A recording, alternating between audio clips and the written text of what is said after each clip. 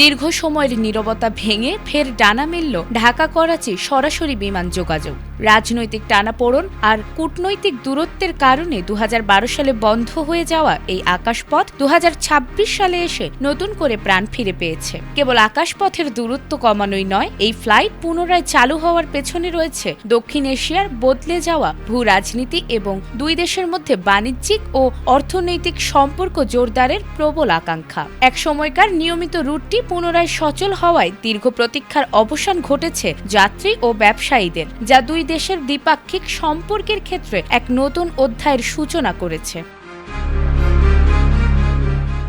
এক যুগেরও বেশি সময় পর বাংলাদেশ ও পাকিস্তানের মধ্যে আবারও সরাসরি বিমান যোগাযোগ স্থাপিত হতে যাচ্ছে। আগামী ২৯ জানুয়ারি থেকে ঢাকা করাচি ঢাকা রুটে ফ্লাইট পরিচালনা শুরু করবে বিমান বাংলাদেশ এয়ারলাইন্স।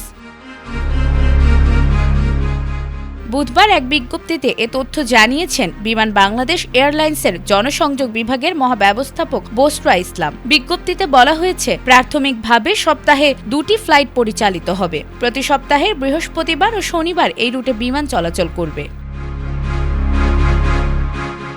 দীর্ঘদিন ধরে কেন বন্ধ ছিল এই রুট, সেই প্রশ্নের উত্তর খুঁজলে ফিরে যেতে হয় দুই দেশের রাজনৈতিক ও কূটনৈতিক বাস্তবতায়। ২০১২ সালের পর বাংলাদেশ পাকিস্তানের মধ্যে সরাসরি ফ্লাইট বন্ধ হয়ে যায় মূলত দ্বিপক্ষীয় সম্পর্কের শীতলতা, আস্থা সংকট এবং আঞ্চলিক রাজনৈতিক পরিস্থিতির কারণে। ফলে যাত্রীদের বাধ্য হয়ে দুবাই, দোহা সহ মধ্যপ্রাচ্যের বিভিন্ন ট্রানজিট হাব ব্যবহার করে যাতায়াত করতে হতো, যা সময় ও ব্যয়ের দিক থেকে ছিল বেশ ভোগান্তির।